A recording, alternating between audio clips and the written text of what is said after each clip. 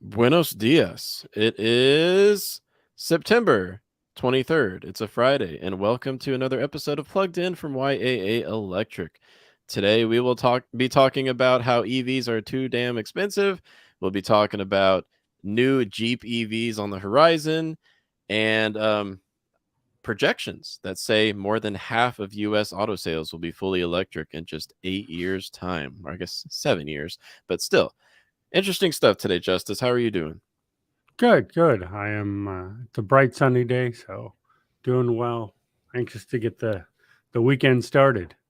Yeah, I'm trying to act like I'm not cold because here in my studio, it's probably about 60 degrees in this room. It was 38 degrees this morning. I like Yeah, it. 60 degrees I can do. That's no problem. 38 degrees, and I will be packing up the U-Haul and moving away. Yes, yes. I do have heat in my studio, everyone. Don't need to start a GoFundMe, but yeah. Looking forward to today's show, and anyone who's joining us live, feel free to drop some ideas in the chat. What are you thinking about? What's been on your mind this week in EV world? There have been plenty of news stories out. Some that we'll get to, some that we might get to next week. But Justice, I thought we'd kick it off with some interesting news from Jeep as we wait for more of our viewers to join us. Jeep currently has the 4xe or 4xe plug-in hybrid line out. What do they have that is a plug-in hybrid? They've got a Wrangler 4xe and something else, right? Cherokee? And yeah, Oh, Jeep Grand Cherokee. Cherokee. Yep.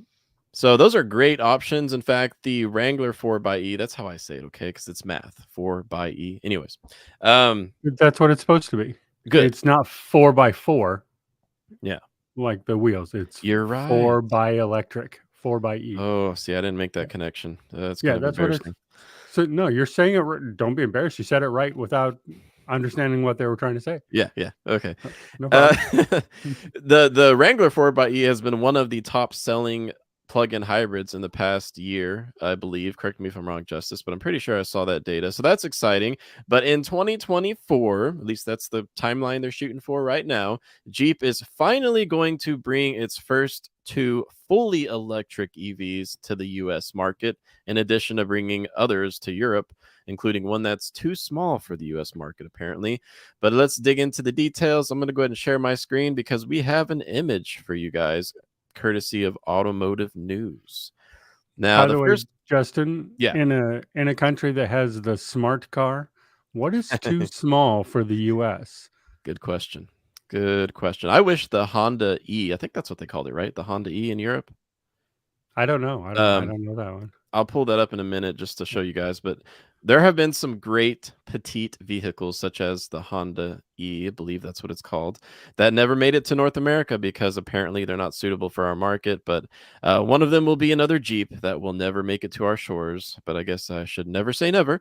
Here's the first one that will make it to North America. It's the Jeep Recon EV, inspired by the Wrangler. This to me, Justice, hear me out. This to me looks like one of the types of vehicle designs that could look awesome if it's shiny and clean, but look kind of like a dirty lunchbox if it's a little bit too dusty and not taken care of. Am I being too harsh? No, I agree. I think, which I think is weird for Jeep to do, as you're supposed to get them muddy, and Yeah. that's you know. But I agree. I think it looks nice in the picture, shiny and reflective, and what's going to happen to all those front light bars there that are big part of the aesthetics once it's covered in mud. Now, let me be fair. A lot of this is just a personal opinion because Yeah. I know a lot of you guys would love this type of design. But the Recon is going to begin production in 2024 with orders starting in early 2023. So that's pretty soon. If you're interested in the first fully electric Jeep, be ready to hop on that wait list. Um, don't know much more about it, but we have a lot more details about this one, the Wagoneer S. Now, it's not as large as the current combustion powered Jeep Wagoneer or is it Grand Wagoneer, I believe. Those are massive Yeah, the Grand Wagoneer is gas enormous. guzzlers. I'm going to look it up real quick. What is the Jeep Grand Wagoneer miles per gallon? I bet it's something pathetic. Yeah, it's Better bad. than I would have thought. It drives really nice though. I pulled it up. 16 in the city, 22 on the highway. That shows how far combustion efficiency has come in the past 20 years. Because if you think about how a 2005 Chevrolet Suburban would have gotten like 12 miles per gallon, that's not too bad. But I That's digress. that's better than my first car, which was a 78 El Camino. Oh, yeah. A lot has changed since the 70s, but the Wagoneer S is targeting a range of 400 miles. Now, Justice, what are the only EVs you can buy today with a range of 400 miles or more? The Lucid, the Model S? Model S, and I think X. I don't think the X has a variant that has You don't think? 400. It gets up to like 360, 380, something like that. Okay, yeah, it might be 380. I I think it's don't know. just those two. I think so. I Yeah, can't think so of anything that's getting that. I know things coming, but not here yet. Stellantis coming out and saying that they're going to jump to a 400-mile range target in just a year and a half that's a bold claim. I think they could do it. They've announced a few months ago a new battery partnership and factory that they're building in Kokomo, Indiana with Samsung. So Samsung will be leading the engineering of these battery technologies. That's pretty cool. They're also saying it's going to be performance oriented. I guess that's what the S4 is in Wagoneer S. 0 to 60 time of around 3.5 seconds. I mean, my Ionic 5 all wheel drive goes 0 to 60 in about 5 seconds, and I don't think I need anything quicker than that. But hey, sounds fun, I guess, if you like to burn It, through is- tires. it's fun for a minute. I Yeah. mean, so I've driven. 2 weekends ago I drove the Model S Plaid, and we did all the battery conditioning, got it up there, and you know, you launch it 3 4 times, and then you go, okay, I'm done. Yeah. I agree. I mean, the characteristics of my Ionic 5 that I seem to never get tired of. Honestly, it's the fast charging, it's the ride quality. I love how silent it is going 70 on the highway. Um, Things like that. Yeah, the acceleration, I admit that it's cool, but I got over it, you know? Yeah, And I've yeah. heard some people say that's why, if they can afford to do so, which I can't, they keep upgrading like to faster and faster EVs, Model 3 Performance, Model S Plaid, because they love that rush and they always need something faster, but I don't think I'm one of those people. Maybe someday. But maybe someday you'll be able to tune these so they can go faster. Yeah. I know Yes. there's a jailbreak for the Teslas out there that you can Ah, buy, but avoids a warranty, and there's all kinds of other problems. But ah, interesting. Interesting. And I see a lot of people with us in the chat. Thank you for being here. Feel free to drop your questions in there. And Justice, if you ever see a question or a comment in the chat that you want to bring up, feel free to mark it or bring it up. And I try my best to keep track, but there's a lot of you guys. Hello, Freddie. Hello, Aaron. Learning Fast. Sean. Mark. Good to see you. Colovion. Tom. If I missed anyone, sorry, but it's great to see you out there. We are going to talk about the headline in about 5 more minutes. We always like to wait for a few more people to get here. Igor in the chat, I see you said that you can put a deposit down for a Jeep Wrangler EV. I believe that's only the Jeep Wrangler plug-in hybrid from what I've seen. Let me know if you see otherwise, but the Wrangler 4xe plug-in hybrid is available today. Probably have to wait for it though. Probably some kind of wait time, I would suspect. All right, Justice, any news stories caught your eye this week? there's a few. Can I answer Neil real fast in the Yes, chat? please do. Yeah. Are they crash testing EVs, and how do they compare? Yes, they do crash test EVs all the time, and they are rated much higher than their ICE counterparts. Most of the top safety picks in the top 10 are EVs. Yes. The Teslas take the number one spot most of the time. They're extremely safe in crash tests. You cannot, all the claims, and it's been shown over and over, you cannot tip a Model S over. You can't Uh, roll a Model S. yeah, you look up some videos of that, Neil, if you're interested. There's some fascinating videos of trying to roll a Model S. It's just so bottom heavy. But Yeah. keep in mind that the engineers who are engineering these EVs, they know that thermal runaway is very dangerous in an EV and in any battery pack, Hmm. right? They know that. So therefore, when they're engineering the vehicle, they engineer it with tons of effort and time and money going into making sure that it is built safely, and often that leads to other effects, such as the fact that when it comes to collisions, you find better safety ratings in most EVs, including my Ionic 5. Top safety pick plus is what I believe they call it. And that includes, since you brought it up, risk of fire. EVs have the lowest risk of fire in an accident or otherwise than any other type of vehicles. Hybrids being number one for Yeah. risk of fire. Yeah, don't forget that combustion vehicles are rolling around with super concentrated energy Yeah. in the form of gasoline. So they're very combustible. It is true that it is much more difficult to put out a battery fire. Hmm. But as far as combustibility and risk of fire, EVs are less fire prone. But once it does happen, My it's harder to put out. Yeah, much, much, much less. It's not even kind of close Yeah. to how much less fire prone. But yeah, once they are on fire, ouch. Yes. And Mark, one more question we'll address here for now, and then we'll move back to your questions a little bit later in the chat. Are the batteries in Teslas and the Ionic 5 air or liquid cooled? I believe it's technically both in the Ionic 5 because I know I have active ventilation, basically flaps that open and close when my battery needs more cooling, but the packs themselves are also liquid cooled. I believe it was just the older ones like the Nissan Leaf that were only air cooled, right? I think so. Yeah, I think just the Nissan. I think just the Leaf was the only pure air cooled one.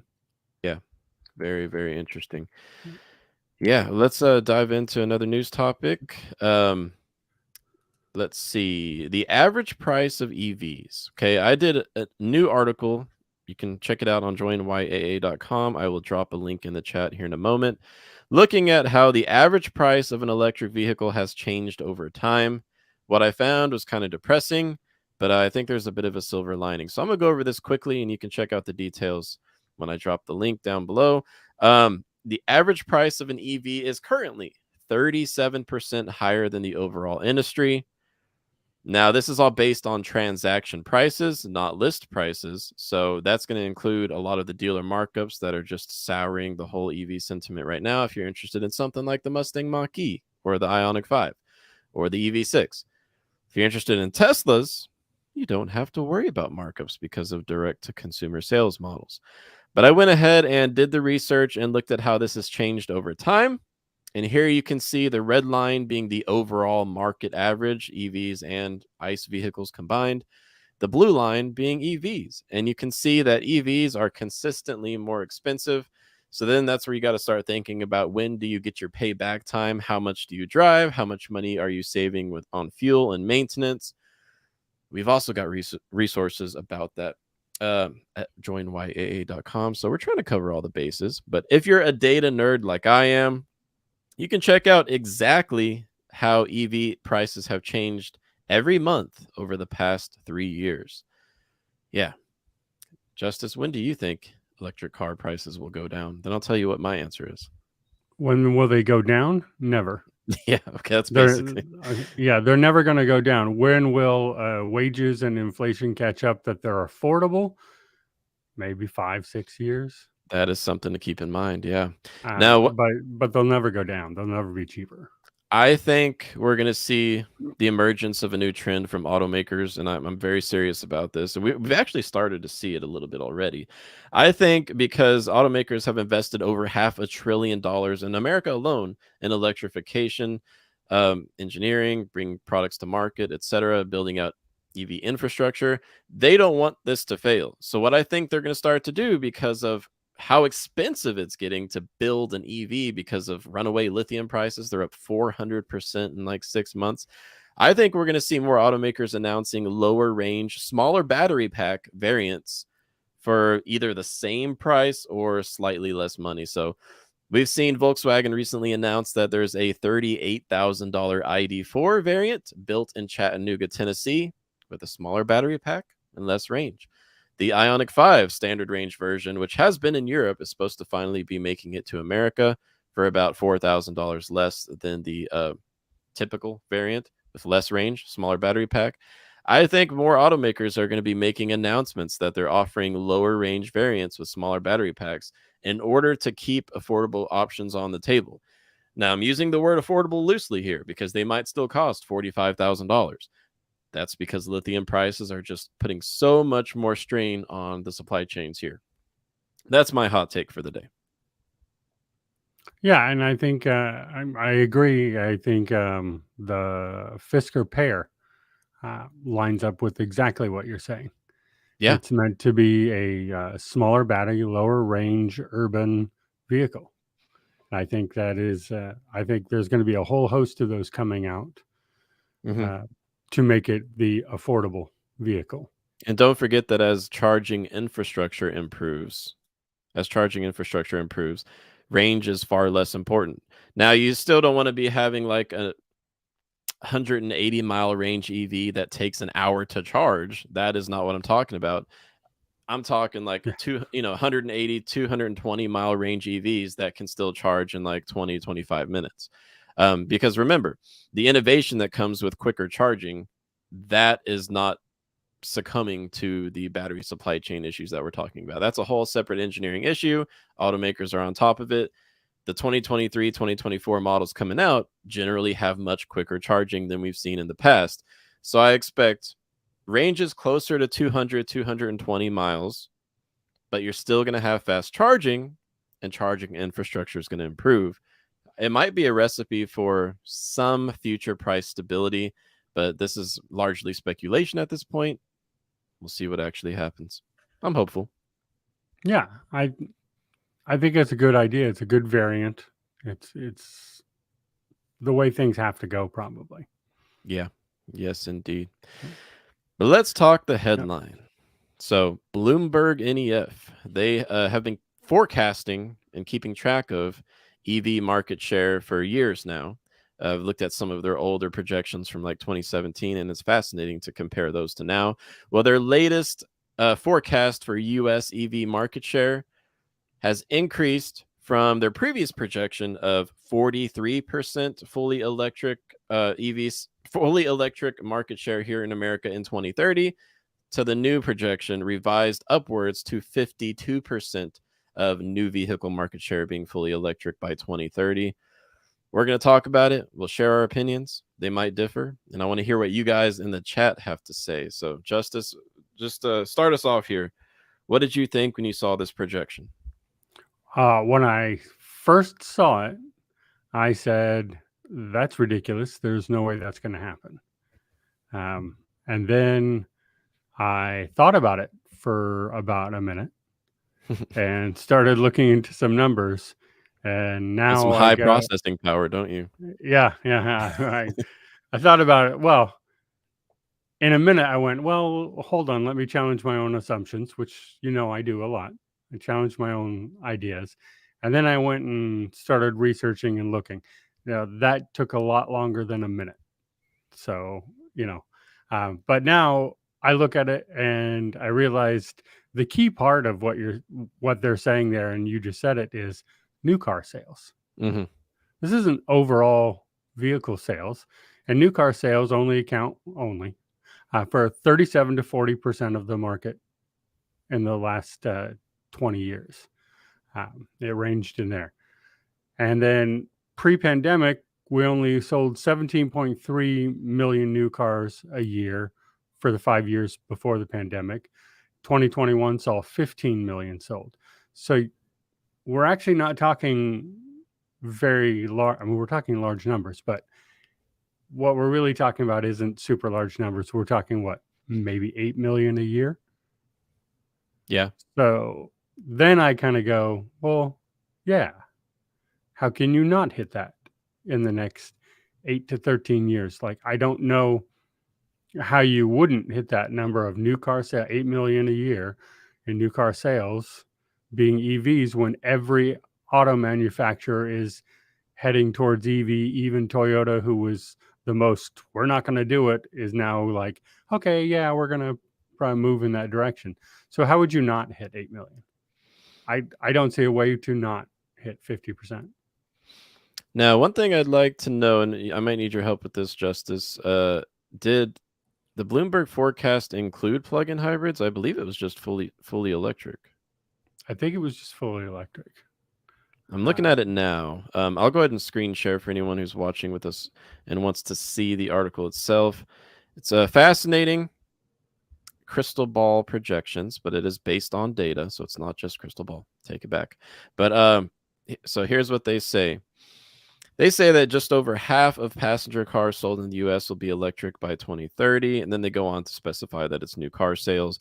Their reasoning for this increase in their forecast from a target of 43% to 52% is that it's because of the new EV tax credit included in the Inflation Reduction Act of 2022.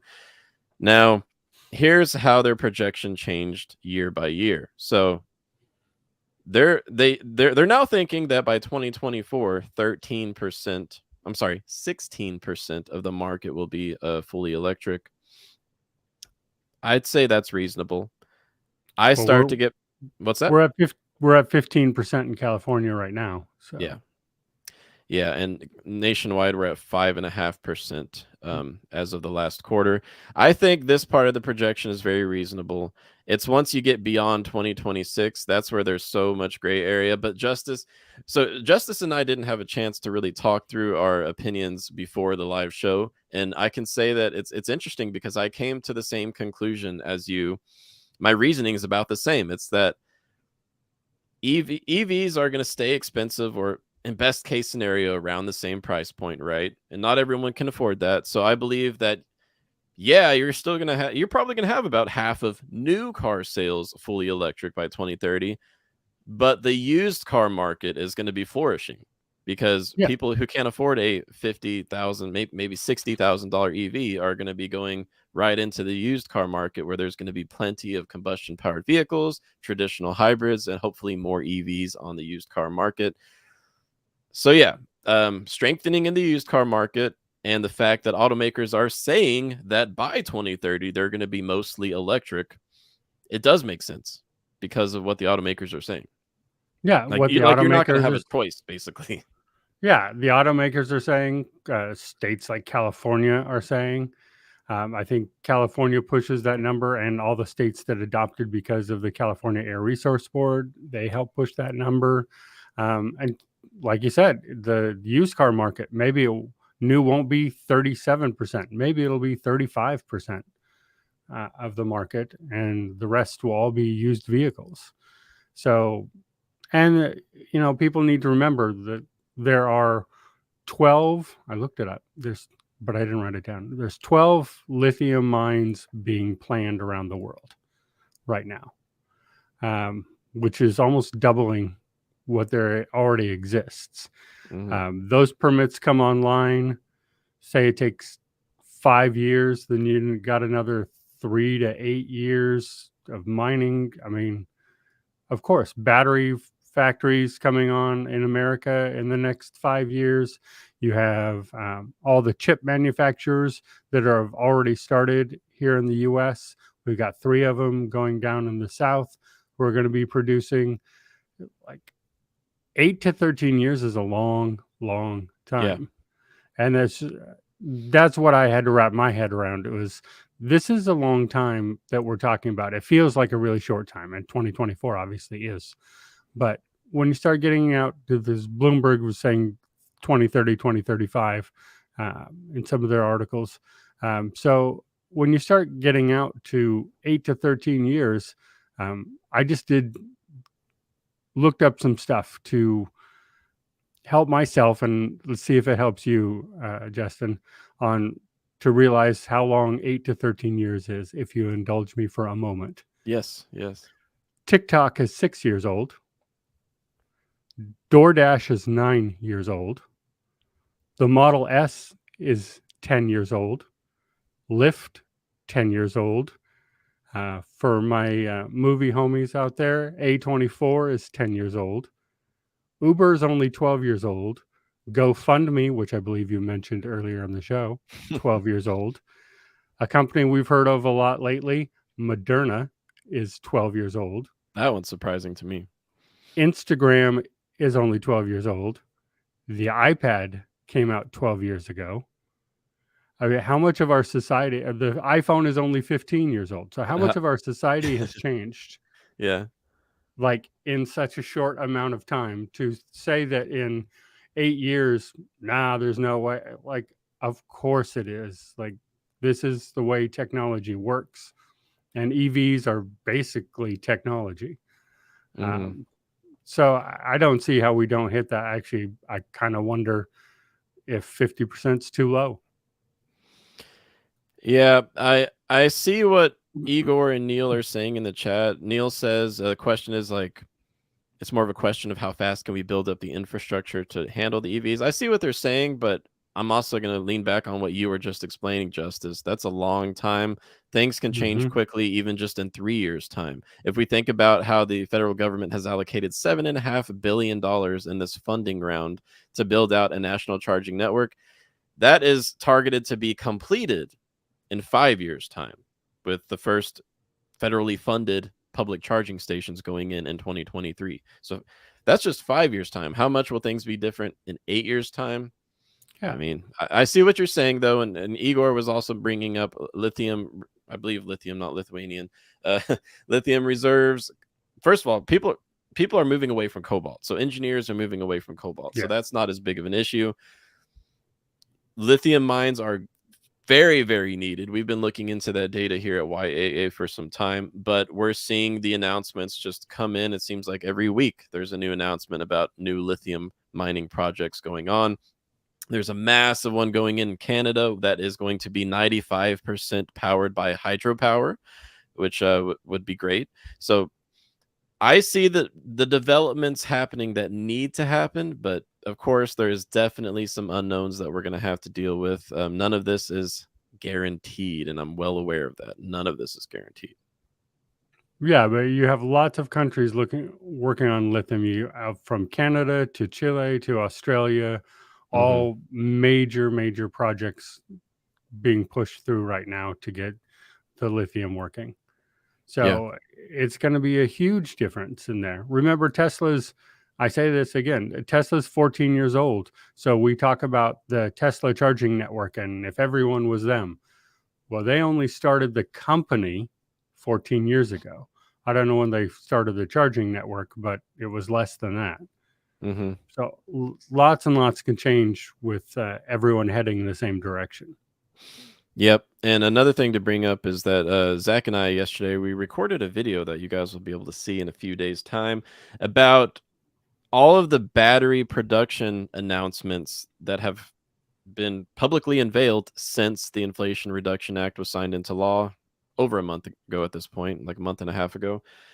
And it blew my mind. So, just since the law was signed, like 45 days ago, there have been $17 billion in battery plant announcements here in the US. And then if you include the announcements before that, it's a much higher total. But so much of the problems that we have right now with what I agree, we rely way too much on foreign supply chains to build EVs here in America. A lot of that is going to be changing. It takes time. Not a single one of those battery production plants will be online before 2024. It takes time, but we're going to get there if all the announcements end up playing out. Yeah, I agree. It's everyone heading the same direction. It speeds things up an awful lot. Yeah, just yesterday there was an announcement from another battery automaker. I'm sorry, battery supplier, Goshen, which Zach thinks it's pronounced Goshen. Maybe it is. Maybe Justice. But I also thought it could be Got Ion because chemistry, batteries, ions are in chemistry. That'd be cool, right? Right? Got Yeah, Ion, but whether it's Goshen or Got Ion, this Chinese battery supplier announced that it's building another massive multi-billion-dollar battery plant here in the United States, and they said it's because they want to be able to take part in the new uh, incentives. So things are changing quickly. yeah. Things are already changing quickly. We've seen in the last 2 years how much. I think of in the last 5 years how much automakers have gone from no, Tesla's nothing to we all want to be Tesla and we're running that direction. So in 8 years from now, everything's going to look different. Yes. Now, here's a good question that both you and I might be able to talk about. Um, Susanna in the chat says, how do insurance companies value and depreciate EVs? Same as an ICE vehicle. I'm just going to speak from my own experience with the only EV I've had, my Ionic 5. I'm not sure about the overall industry. When it comes to insuring my Ionic 5, it's an all wheel drive vehicle with a 5 second 0 to 60 time. So it's not a sports car, but it almost is. My insurance, I've got a great record, got to admit, got a great record, but it's only like $50 a month for my Ionic 5. And that's very similar to what I had with the Nissan I previously owned and our Subaru that we still have. What about with your experiences, Justice? I know you've had some Tesla insurance experiences. Yeah, I had Tesla insurance, and it was cheaper than when I had my Kia. It was so it was definitely more affordable, even though it was a much nicer vehicle. So depreciation wise, I don't know. I wonder how much information is out there. For Yeah. me, I had a Tesla and I had Tesla insurance. Therefore, they knew, and obviously they don't depreciate much. Actually, they've appreciated like other vehicles when they continue to appreciate. Um, so it'll just depend on. I think there's not enough data for every Yeah. insurance company to just say blanketly, how EVs are going to depreciate or not. Yes, I agree. So there's, in essence, Susanna, we're not quite sure what the specifics are, but we're going to find out and we'll bring it up on a future show. I know there were some topics we wanted to go over next week. Let's see. Yeah, Oh, don't you have a shot to get to, by the way? oh yeah, I'm gonna go get my flu shot. Yeah, yeah. All Don't right. I don't I don't want you to miss that. Well, I will wrap up the show by saying next week, Justice and I are going to talk about how the grid is going to be dealing with the coming electrification of transportation. I know a lot of you have been asking for us to talk about this on the show. The reason we haven't done it yet is because I needed to do my homework, but I feel like I've done my homework, and Justice and I are ready to dive into how will the electrical grid handle the electrification of transportation in America. It is a messy I topic, but we're ready for I a messy topic. One, I am passionate about living here in California with our rolling brownouts and blackouts. Um, I have studied the grid quite a bit, and this is a subject I am definitely passionate to get into. Very, very interesting. And I live in an area that's very different from California, where the base load on the grid is coal and natural gas. So, yeah, we're going to have an interesting dynamic talk coming up. We still do have some guests coming up on the show. The dates are not set in stone, but they have confirmed they want to be on the show in the next few weeks. Plug in NC, Learning Fast. Yes, they're still going to be on the show, but I needed to talk to them to get a date figured out. That's something I got to take care of. And then the Ionic guy, who's awesome on YouTube. Check that out if you're interested in the Ionic 5, Ionic 6, even Kia EV6. The Ionic guy will be on the show at some point in the next 2 weeks, but honestly, I've been the one slacking on that end. So I got to get that scheduled, but I'll get you guys some dates next week. Justice, thank you so much. I'm going to go get my flu shot. Thank you. Have fun. I hope you feel good after the shot and it doesn't take you down too much. Yeah, I probably won't, but whatever. Yeah. All right. See you guys Monday.